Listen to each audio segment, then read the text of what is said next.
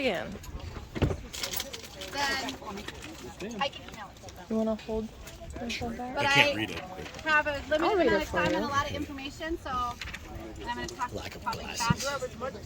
I'll read it to Yeah, you. but Don't I do worry. want to fight. I'll hold it. Okay. I'm holding it. All right. Are we all set? All good? Okay. So, thank you all. This has been dubbed How to Command Like a Murder Squirrel, but that was not my title. It is really more of a title, I'm the War Commander, so now what? I'm busy. So this is an introducry to command, kind of the thoughts and philosophies as I see it. I don't think there's anything earth-shattering and new here, but it might be something that is new to you. And so I'm going to present the information. So thank you all for coming today. So the biggest thing about being a commander, when you take on that role, you decide you want to be a commander or you get picked to be a commander for whatever reason, I do see it as a four-part role. Your job is not just to show up on the day of the battle and command. It is actually a whole lot more, especially if you're a war commander for a large war, like our old Estrellas, Great West, or our new War of the Phoenix, which hopefully will be a large, big event. I see a commander as a team builder, as a scenario expert, as a leader of collaboration, and as a trainer. Four-part role. And you have to take those 4 parts seriously to be a good commander. Did you have anything? I just. For Teddy? Yeah, He's 25 pounds. He's 9. 25. I was going to let you pull. I have no. Oh, not right. I'm teaching the class over later. Sorry. I'm sorry. So, as a team builder, your job is to create a collaborative sub-command. Your sub-command is the heart and soul of your structure. You cannot be a good commander without it. And your job is to not just bark down orders, but create collaboration. And so the biggest piece too is you might not get to select your sub-command. And most of the time they're selected for you because they're the champions of your local areas, or somebody was appointed by a local area, or they're the leader of a small skirmish group that's coming in. And so you don't always get your pick. And so it's important that you recognize who those sub-commanders are, the leaders of those areas are, and bring them into the fold so that you can have an effective command structure. You also need to ensure your sub-command knows all their parts. You need to have a hierarchy. Where is the voice coming from? Things like that. So they all know their piece of the puzzle. And you need to be able to rally your troops. You have to be a big cheerleader. You gotta get them excited. Okay? You actually need to have people show up to command. Yeah. Okay? That's a huge part of being a commander. You actually have to have people show up. You can't just show up on the day and be like, okay, great, and just hope for the best. You have to put in the work. And then you have to work with the opposing command. This is one of the things that I see as a fault of a lot of commanders, is they ignore their enemy. You gotta work with your enemy to make sure that the day is fun. You have to have friendly competition. If things aren't going well, you and the other commander are the one that are gonna fix it, okay? Because they're coming a long way typically, and you want them to come back. And you never wanna be the commander that cause people to not come back, okay?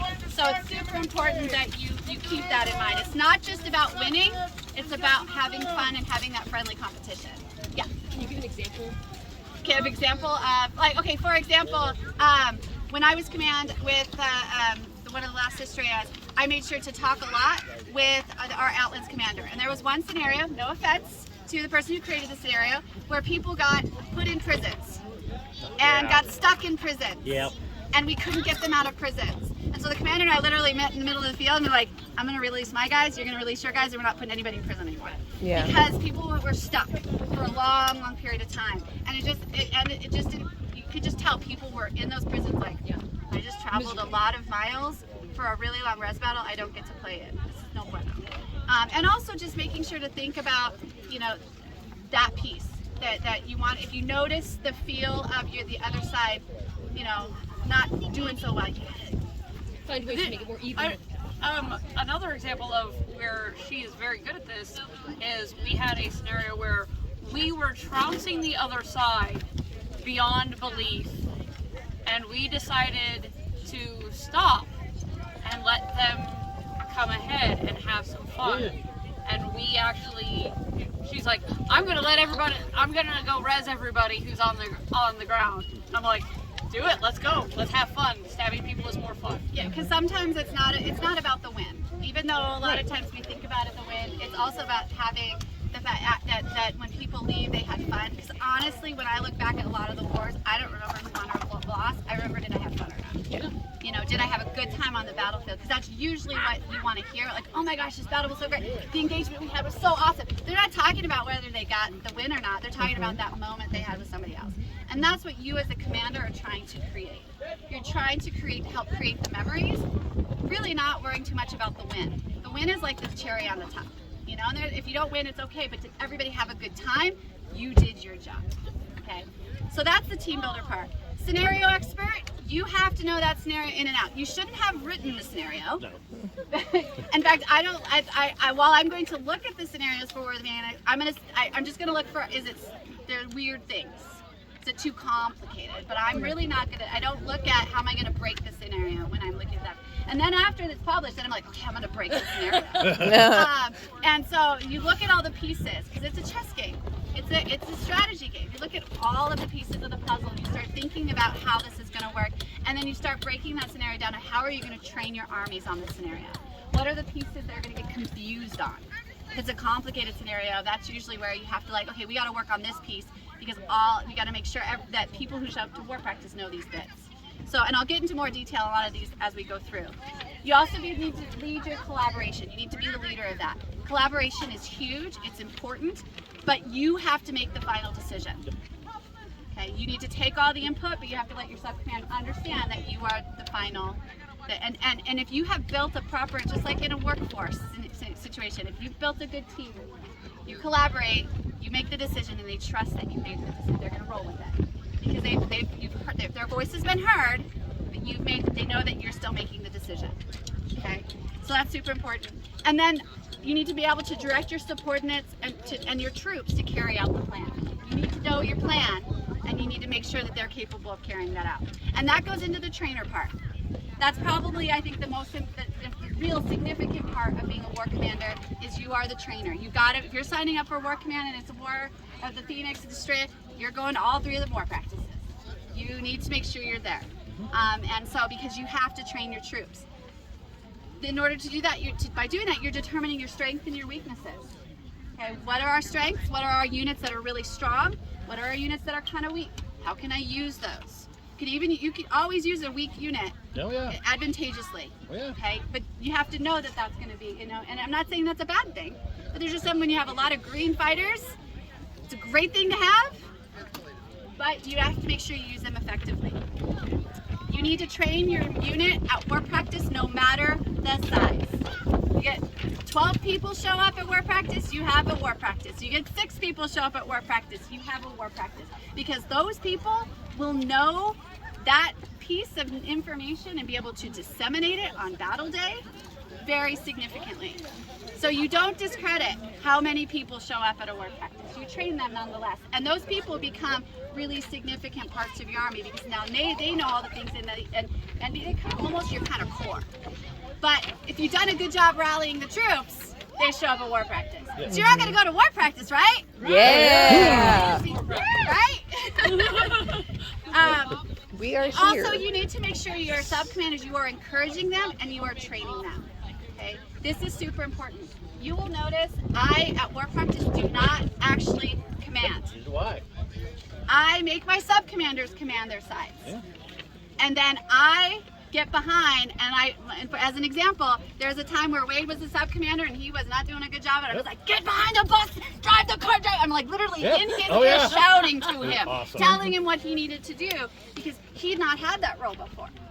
Your job as a commander is to make sure your sub-commanders know what they need to do so they can be the voice in the command, and they can take over, because something could happen and you could get sick. Yeah. Mm-hmm. You could break your ankle. You could, who knows what. You need to make, no, I'm not. But there's been times where things have happened. And so you need to make sure that your sub-command structure knows what they're doing. And it's an opportunity for you as a leader to train, to make sure that you are helping your people out. At war practice, like I said, deploy your sub-command and watch them command. Give them guidance. Help them develop their voice. That's that, and I'm going to talk a little bit more about that command voice. Let them try ideas. This is where that collaboration works in. Like, hey, I have an idea. I think this might work. And then if it does, you're like, awesome. How did that work? Will that work with a bigger army? Oh, that didn't work. Why? What could we do different? So it's an opportunity for you to try out ideas. Assess the potential of your army at war practice. That's super important. You know you're going to get more at war than you will at practice. But you know what your core can do. And then you can fill in the rest and fill in the gaps. And then the other important thing with training is that, remember I said you're a scenarios expert. This is where you go, hey, this is a quirk of a scenario. This is the objective of this scenario. What's the objective? This is where my teacher part comes out, okay? And I will have you repeat objectives, because too often, as some of you noticed when, like, Great Western where we went to, like, the objective sometimes gets lost. And they get focused on other things, and if everyone on your army knows what the objective is, then all of a sudden that greenhorn who's just gotten on the field could be the one that wins the day. Oh yeah. Because they knew what the objective was. Yeah, yeah. Has happened more. Has happened more than once. I remember Floki did that. And I can tell you, for a brand new. Person, yeah. And I, It's an old people term. and Somebody who's only sure been to like maybe what? 2 or 3 melees and war practice. right. And I can tell you, for somebody who's a greenhorn who's fighting for the first time and you win the objective, it can be the thing that keeps there. I had that experience at my very first time at war, and it is such an invigorating experience to know you just won the day, and everybody loves you because you did it. And that's because if you know this is what the objective is. My biggest thing is that for training my troops is that I don't want to keep any secrets. Transparency. Everyone should know what's going on. It shouldn't be like, well, we're going to tell this and we're not going to let anybody know. No! If I'm going to have one unit do something sneaky, I'm going to have the other unit do something sneaky. The only time it sucks when you're like, I'm sending this unit over to even sides. That's okay. Yeah. I have the sneaky in my head on how I'm going to diffuse that later. We'll talk about that in a little bit. Well, and that other unit shouldn't share. That's true. Yeah, at all. another unit shouldn't share. But I've already thought about how I'm going to diffuse the situation if that should happen. Because that's happened before. Right on. But the biggest thing with practice is that you know you're going to have hiccups in the scenario. So if you run through as much of that with your troops as possible, the actual day of the battle is going to be a whole lot easier. I have a handout if you want one. Dude, I All right. literally came over to you. Sorry. To give you a So, those are the 3 parts of the roles of the commander. Now I'm going to elaborate a little bit more. And I'm going to talk about what makes a good commander in my humble opinion, not so humble opinion, in general. Okay? That's clever. I think I've said this a lot, and I really mean it. You have to be able to collaborate. A good commander is somebody who doesn't think they have it all. That uses There's a big old grasshopper on your left. He's over there. it's just a grasshopper. Grasshopper. Oh, okay. I'm like, I'm not frightened by them. Then we have trouble. Oh yeah. Are we good? So you have to be able to delegate. Yes. Right, 10, guys. That's right. I could wait and use my teacher. You have to be prepared. Okay. The too often with command, you can tell when someone just got thrown into it really quickly and they're not prepared. And so if all of a sudden you do get thrown into being commander, you need to go through like, okay, I need to read the scenario and I need to do all this really, really quickly. And then you go out on the battlefield and you pretend like you know what you're doing. Okay? Because you have at least done, okay, I'm going to go learn the scenarios, I'm going to read things, I'm going to figure things out, I'm going to go do the best I can. Because that happens sometimes. Hopefully though, in a command structure, if you are a good commander, you have sub-commanders who can take over if something should happen. And that's where the delegation comes in. That you don't keep it all to yourself. That's why you have sub-commanders and you have unit commanders. And so that way things can be taken care of. A good commander has worked on their command voice. This is also known in other worlds as the teacher voice, the mom voice, The voice that when you hear it, there's, I guess, a dad voice too for you guys. But SCA voice. a drill sergeant voice. The NCO It is authoritative, but not bossy.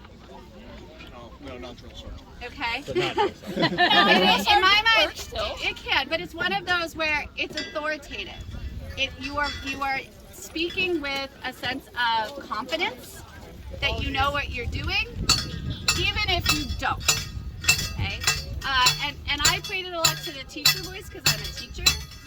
And it's that piece of like where when you start to speak, all of a sudden people will start to listen. And it's a level of voice that develops sometimes over time. Some people have it right off the bat, and if you don't, you can get it and you can work on it. And that's where you, as a commander, work on your sub-commanders on helping them to develop their voice. And it can be a hard conversation sometimes. Unfortunately, I know us ladies, we can be a little shrilly. So it's trying to figure out how to lower the octave, a little lower the pitch, and bring it more into the diaphragm. That's also super important as a commander. If you've ever done theater, this is where you have to shout from. You shout from here, you will have no voice by the end of the day. And so if you lower your command voice into your belly and get that into the diaphragm, you will have a voice longer and it will have more command. It will be deeper. It will, if you're feminine, it'll still be feminine, but it's gonna come from a place that's not gonna damage here. And too often I've seen commanders, at the end of the day, they have nothing left after 2 days of work. And so that's really important to work on. You also need to build your battle toolkit. This is something you can start working on now if you've never sub-command. And what I mean by this is, I say it a lot for fighting, the tools in your toolkit. You have more tools, work it. When you go to practice to fight singles, when you go to practice to fight melees, you're building the tools. Right now I'm learning how to fight better with dagger. I'm building the tool in that toolkit because I'm crap with it, okay? But I want to be better at it, so I'm adding that tool. As a commander, you need to as well. And the way to do it is, number one, by watching.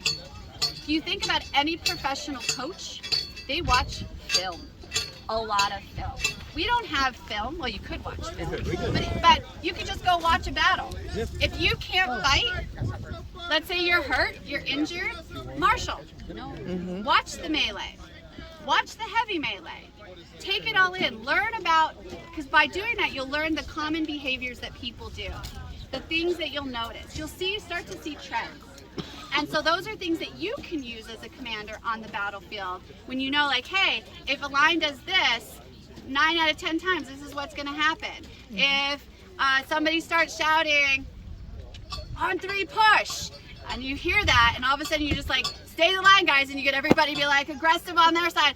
It terrifies the line that's just about to push. Yeah. Oh yeah. Okay? And so you learn the things that are gonna play the psychological game of warfare. Ready, Then- step. Ready, step. Yeah, Ready, ready, step. step. Yeah. That's right. And then, Good job. if you haven't already done so, play games, strategy games. Yep. I started playing chess when I was 5.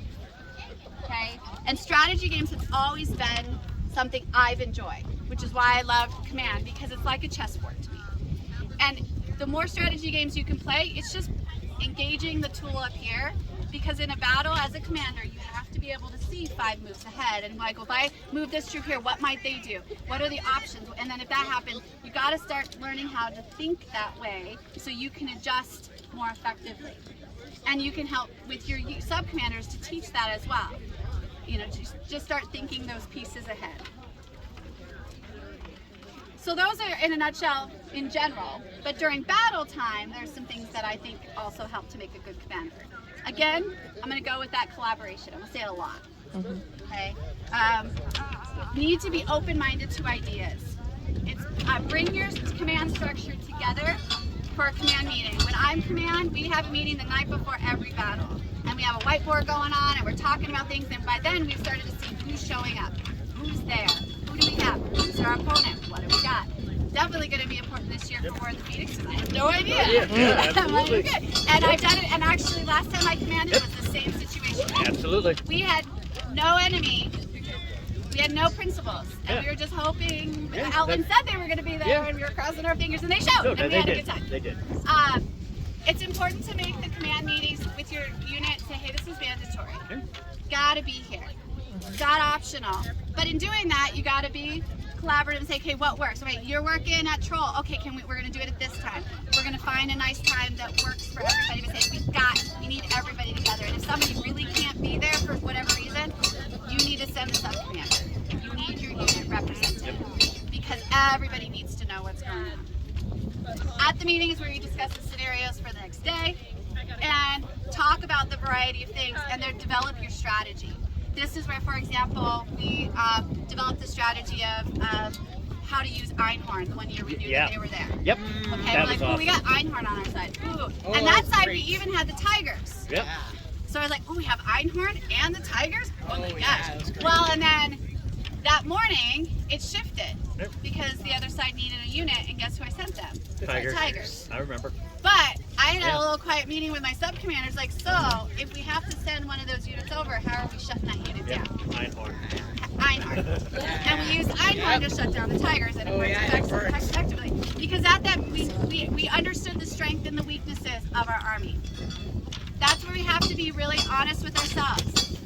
And your units, your sub-commanders, you're a sub-commander, be honest about your unit's weaknesses. It doesn't hurt to, it doesn't help to be like, oh, we're awesome, we're gonna be great. Be like, no, we got a lot of green people who are still fresh. And so, okay, we'll use you more strategically, maybe on just the front center line. We're not gonna send you off on a flank somewhere. Okay, that sort of thing. The war practice was your initial assessment for that, but on the day of the battle, especially in the morning, take a quick reassessment of what forces you have and what they can do based on the numbers if anything has changed. This is super important. As a war commander, you should be getting up early and going out to the battlefield if it hasn't already been set up. Because I cannot tell you how many times I walked out on the battlefield like, and the map was not what it was last night. No. Yay! Okay, we need to change things. If you can find that out the night before, that's when you can strategize a change of plans.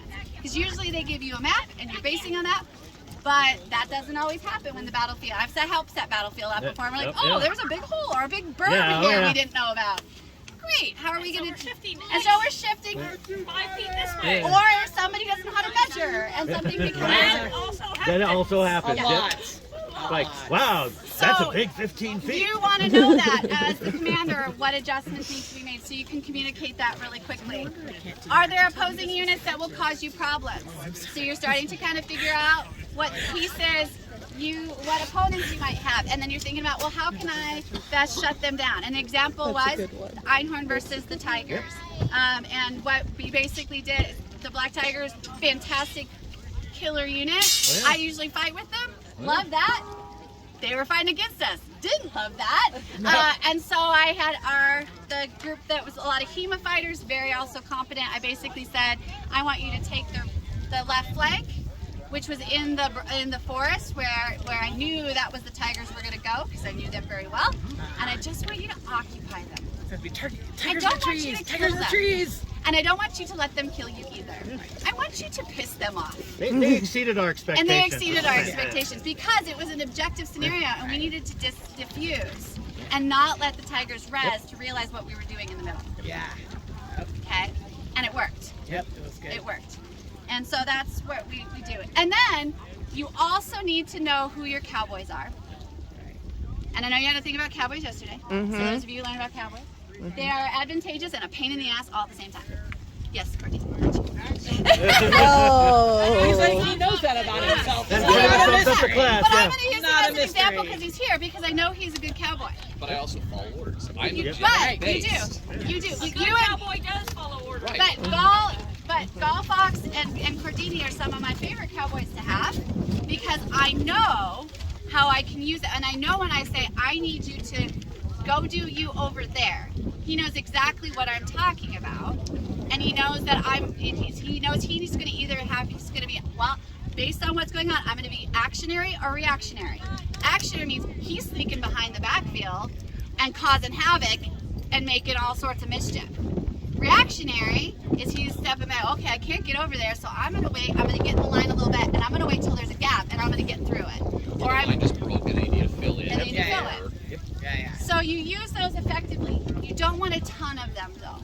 Okay, so if you've got a lot of people, oh, I just want to go do my own thing, you find a way to bring them into the fold. You find a way. Hey, I need you here.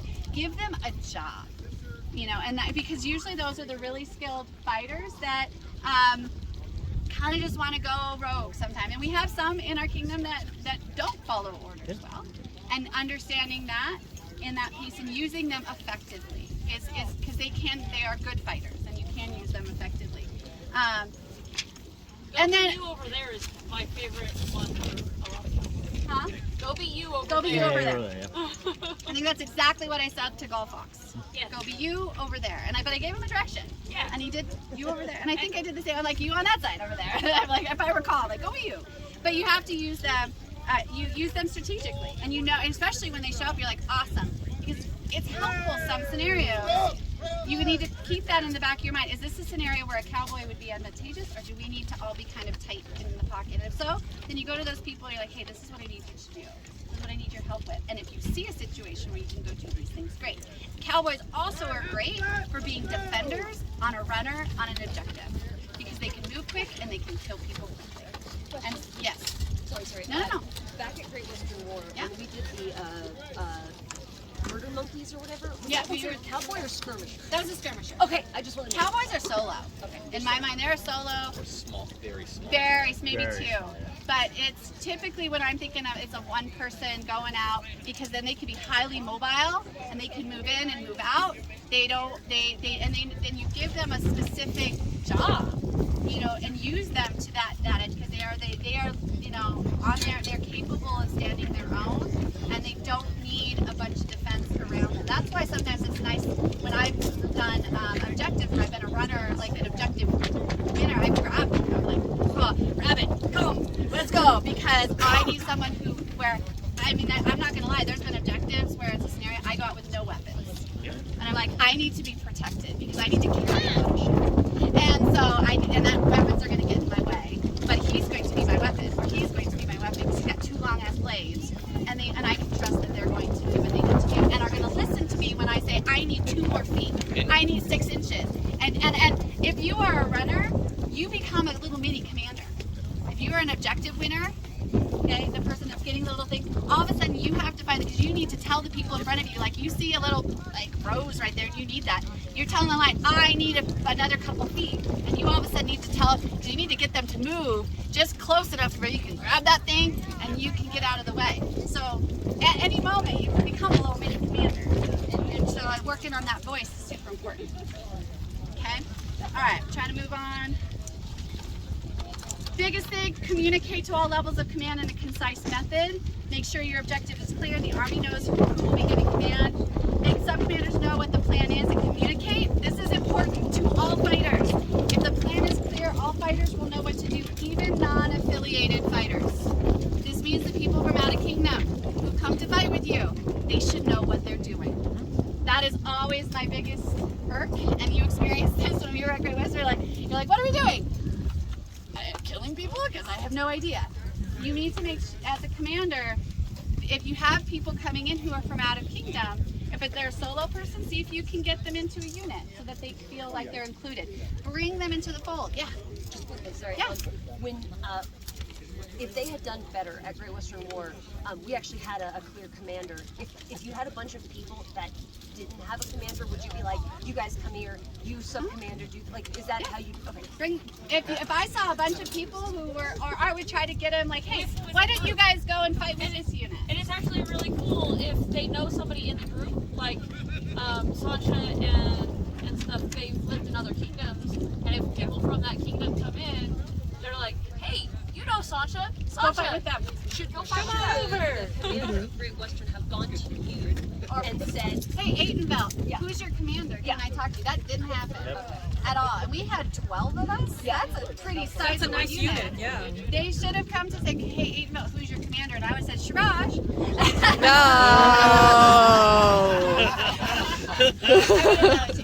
But that's funny. If you notice a bunch of people all standing together and you don't recognize them, they're from somewhere.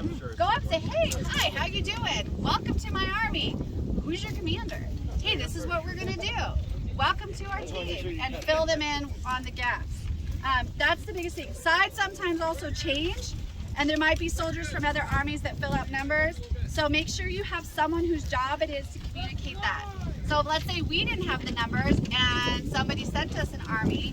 Well, I would be like, that would be, you know, Heinrich's job is, it's like, you're filling them in. Go tell them what we need to know. They should know, lay-on should not start, in my opinion, without everybody knowing what the job is, what the objective is. When I was commander for war, we got Artemisia. So, Kanahar and His Mount Highness of Artemisia, I already knew them, so I went and grabbed them and had a conversation with Artemisia. This is what's going on, this is catching them up. The cool thing is that I fought with Artemisia, so I already had an idea what to do. But I reached out to their commanders and went, hey, this is what we're doing. Because now all of a sudden I had a whole other team that I have working. And it's super important too, because one of the things that I try to do is create easy, clear signals that are different yet interesting for the scenario to help us indicate changes, especially if a scenario is complicated or has multiple steps or multiple objectives. You want to find a way to clearly communicate you've achieved an objective, because especially, for example, in a broken field battle like we used to have at Estrella, the objective could be in the woods, hidden where you don't. So that's why the one year, for those of you who remember, we had Melissa, the queen at the time. I was Crown Princess. Every time Anytime we completed an objective, that army, Melissa! And so you would hear Melissa get shouted. Right. And when we heard 5, we knew we'd won. Yep. And so that was significant. And then you're also going to see, this is old, you can see how many people fought a long time ago, but there's still some of you that have little ribbons Mine's gone. on Oh yeah, mine disintegrated. on their dagger or their sword. And that was for another scenario that was kind of complicated, in which you died in place and had to get healed. But it was going to be so complicated in trying to figure out who was dead and who wasn't, that I just came around and tied little favors of ribbon. It looked like the queen giving favors, but it turned out to be significant for the healer. Because as we were kneeling like this, You could raise it up. you could actually see who was. And all of a sudden you see these blue and yellow, and you could see quite easily where you needed to go as the healer. And it was subtle, but it was just something we knew. And so thinking about those things that could be that could help in letting people know that things are going well. And if we weren't hearing Melissa's, we're like, oh, things are not going well. But actually that battle was really kind of cool. That was really cool. And she wasn't expecting it, so she liked it a whole lot too. It really made her She warm. was on the field. Yeah. And then the biggest thing that's hard for a lot of commanders is that you're not in the front of the battle. You're in the back, you're steering the bus and back.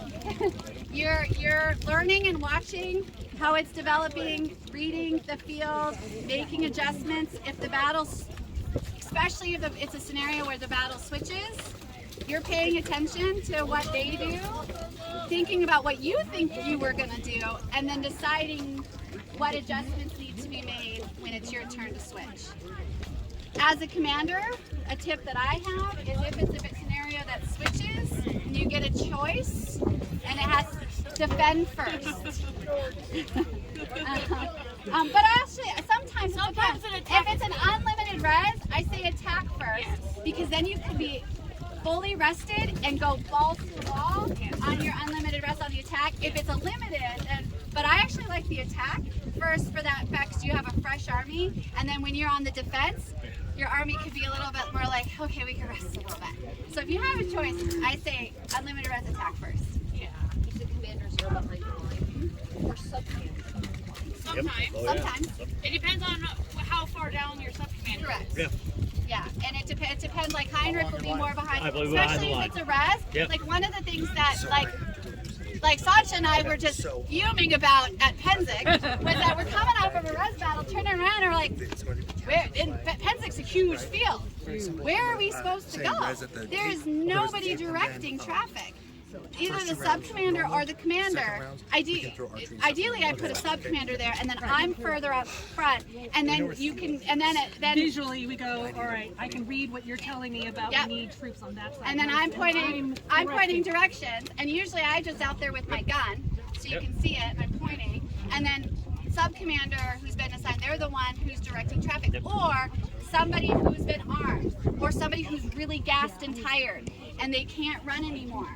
Put that, they can be someone to direct. That's what, if everybody knows what they're supposed to do, you can use somebody as a sub-commander quickly to be a director of traffic in a res battle. So as soon as you turn around, you've got your little unit, be like, oh, I need to go this way because this is starting to collapse, or the objective's about to be taken over here, we just need to push harder. And then people know where they're going and they might get there quicker.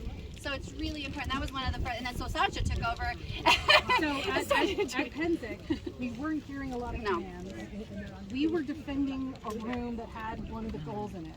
And we're like, I just got up on one of the windows, and every time I'm watching the line, I'm watching the enemy line, anytime it was starting to get weak, I was like, reinforcements on the left, reinforcements on the left. And as soon as that got settled, I kept watching the line, another hold over here, reinforcements on the right. If there was a particular battle coming down the line, it's like, kill that bot, kill that bot. It gave people something to do. Yeah. Because when you're in the line, We love you. this section right here. Yeah. So your job as a sub-commander is look at the bigger picture and see what you're doing, and see what's happening, so you can figure out how you can do it. And again, it depends on what level of sub-commander. Yeah, general is going to be behind the line. Lieutenant general is going to be behind the line. In 8 belt, we have our north, our central, and our south commanders. They're probably going to be behind the line, but the individual barony commander will probably be in the line. With their troops, doing like what I was doing with you on the line, where I was like, all right, Shiraz, I'm going to take his hand. All right, Shiraz, I'm going to take a half step back. Like giving the commands on the line quietly to their unit on the line. There's always, like we talked about audibles, you should be talking. You don't need to be a commander to give those kind of things. Don't. So going into command, one of the things that I do specifically when you're working with a spear, for instance, if you have a spear next to you, you need to be another pair of eyes for someone that has longer range than you. So, for instance, if I'm facing off and I've got Elzbieta next to me and I see a target that's off to my left, but she's focused right, I'm going to whisper down low left, down low left, down low left, and I'm going to prepare for her to get ready to throw that shot, and I'm going to get it out of the way and stuff like that. So that the communication is a piece of working that. Yep. And then another piece with that command, if you're a sub commander or a commander and you're watching and you're seeing a unit just causing troubles on the other side, that's where you can then reassess and redeploy. And that's where your cowboys can become very advantageous, or stronger units, where you feel like, okay, this is a mess. All right, Regina, I want you to go this direction and quickly give some direction. Or like at Great West, when we finally figured out where that last bag was, I just stepped off the line and I'm like, I want this left side, and I kept moving people because I knew if we just pushed, and we ran out of time, but we were pretty dang close to being there, but they moved the bag from where we'd originally got it, and then finally we identified it, and it was just, then you can once you see where things are, you can redeploy and then you start pushing the energies there, and then as a unit commander or sub, if you can, then you're walking around, you're going to the other side. I just want you to hold the line really tight, or maintain the line. Just stay frosty. Don't kill anyone. Just keep them really busy. Just keep their blades going. Don't let them know what we're gonna. Just like we did when we took that redoubt. We kept them all busy. Hey, oh look over here. Look over here. While you guys were just collapsing that line, and so the guy, all of a sudden the mods inside were like, what the heck just happened? And they just got like, so it's you have to pay attention to the whole field in order to see those things happening. Mm-hmm. Okay. Yeah.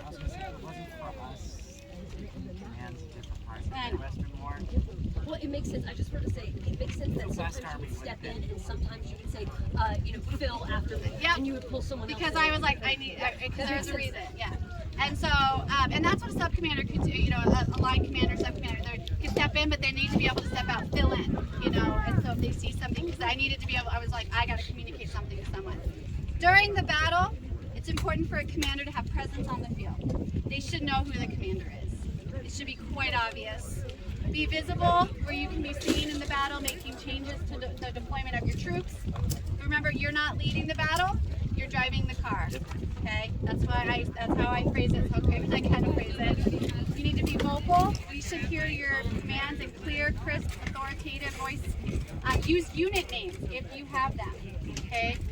north, middle, south. You know, Elzbieta, you know, we used to call monsters when they were combined. Like, so if there's the monsters, you know, so if know your unit names if possible, because then it's exactly who you want to send. Try to also get to know the actual members of your army as possible, so you can give direct commands.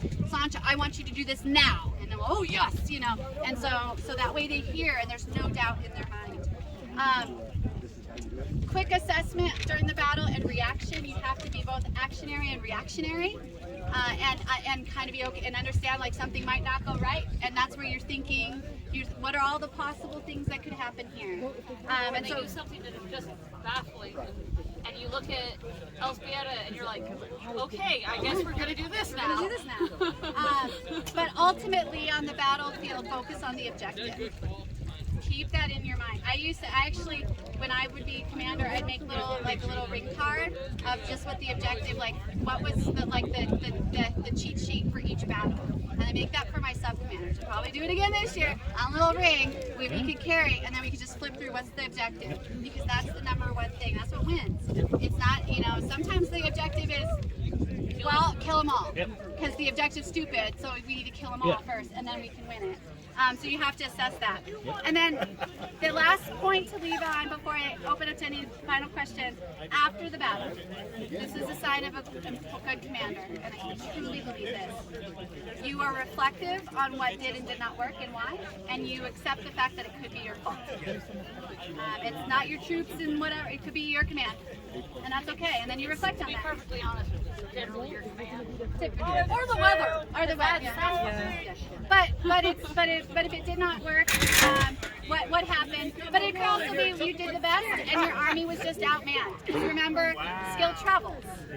And so you could have just had that. But then, no matter what, win or lose, recognize your troops for the good that they did, the hard work that they put for you. Even if the battle was lost, you celebrate the crap out of it. Because they did the work for you. And don't forget to celebrate your opponent. Just like when you're in Little League and you cheer for the other team, you have to do that too. We are friends. We're going to go drink with these people later. We want them to come back. So at the end of the day, at the end of the battle, you bring everybody together and you tell them how amazing that they did. Recognize a few people, especially find some newer fighters that just did amazing, great things. Ask your sub-commanders to look for those things so you can point out some great things, because that always feels so good when you're getting noticed. Might not be getting an award, but you were seen. You're doing something great. And then cheer for the opponents and let them know you appreciate what they keep. So that in a nutshell, in 39 minutes, is my thought on command. Any further questions? 1,000, but I'm still processing. I got a question. Yeah. Just part of the thing that you said is a lot of it is strategy, like being able to sit down before the battle and being able to say, okay, this is our plan, how can they counter it? I am assuming with time you pick up what are the good counters so you can kind of think through it. Yeah, well, and in every scenario is going to be a little different, and that's why it's like there's some things that work well, but it's also knowing the opposing army and what they may or may not do. But yeah, and that's why she said watch videos. We said it yesterday. Pay attention when during a tournament. Watch the people you have fighting on melee practices and everything else. See who your cowboy is. See who does the sweeping and the stabbing and who has the reach and who can actually go, oh, I'm super objective oriented, I know what that is, because as a commander, you want to have that catalog of, you know what, I need this thing, and this person is massively objective oriented, I'm going to send them to go do it. And you just pay attention and you just watch, and it builds. Like for example, there's some objectives I would never send fighters like Rabbit and Heinrich and Courtney need to go achieve. They're too flashy. No, it has to do with the fact that I need them for other things. Yes, that's You know, like the scenarios where we're picking up stuff off the ground. I want short little people that can run really fast. And I want them to do other things so that my short little people who can run really fast can get those things. But if it was a capture the flag and get in fast and storm the castle really quickly and just then you put you strategize like who are we gonna have behind that front line of like the murder train that's going through to defeat that pocket. So basically, Murder train. when it's little, you don't. Crazy train. When it's a little thing, you don't send them to do it because honestly, they're big and flashy. They see the white collar on that. It's just a waste of your It's a waste of a resource. Yes. Does it get easier to be able to like for instance when we did the you had one opening or whatever, you knew like what to do with the corner? It's for a lot of it is from like most of the people who've done well at command have fought lots of seasons.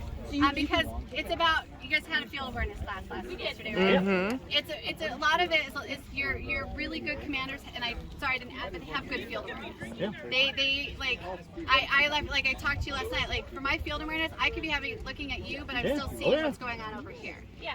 And that's the reality of like being able to see everything that's going on, but I know you can still stab me. Oh, yeah. I'm paying attention to you, but I'm seeing what's going on over here. Like at Great Western, when I kept telling the air chiefs to stop trying to wrap us, and yet I kept calling him out. He's like, "You're not even looking at me." I'm like, "No, I know, I see you. I'm paying attention here, but I see your little flashy ass over there trying to wrap us over here." And so I kept saying, "Hey, right side, don't let him get behind us." And then he would do it, you know. But And commanding people when you see he's rapping going, Heinrich, Larry's just trying to rap. Yeah. Take care of that for me. Oh yeah. Can we stop that, please? Yeah. But also, like, when you're doing your war practice, Actually, one of my favorite targets. that's when you try out this thing. Yep. Where we got Let this them I had a lot of scenario success where we against have that to fellow. get to this, and there's this thing in the way. Let's try this. Oh, okay, that didn't work. Yeah. All right, let's try this. Oh, that seemed to work a little better, but let's tweak it. And then you can practice those things. Like, Yeah, war practice. the one, I think it was the practices we were having for the last area that we actually did have.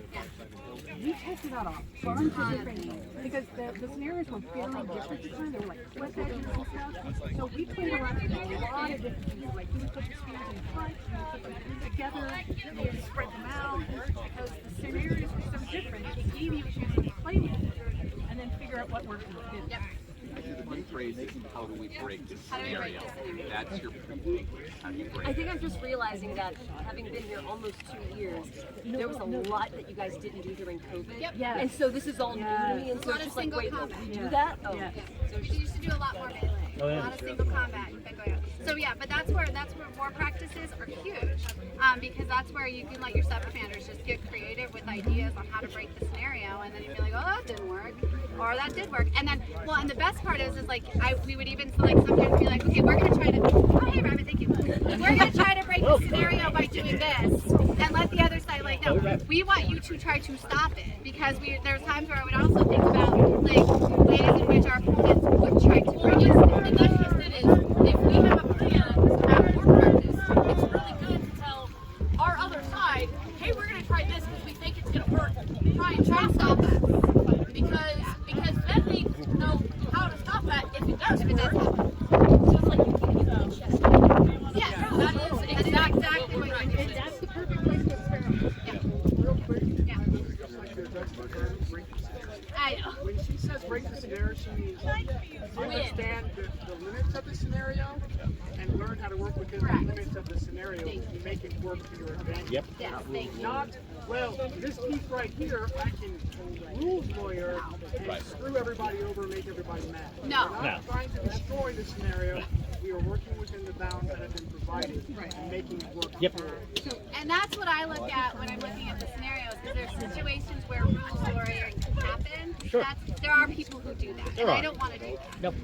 When we talk about that, he's correct, and I apologize because it's something that we know well, but there's lots of new people that's not what we're talking about. We're talking about within the confines of the scenario of the rules.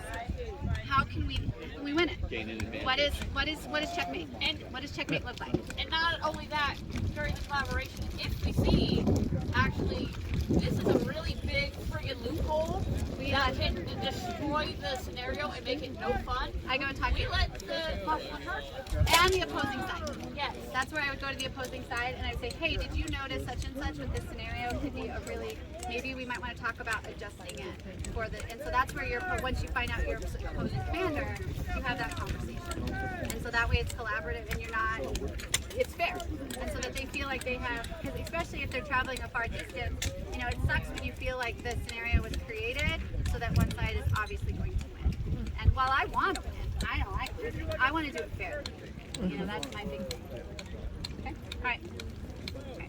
I'm happy to talk with anybody more about command later, but we have another class and I want to stab people eventually. Yes. So, I think You. it's you. Yeah. Thank you. Thank you. Gary, oh my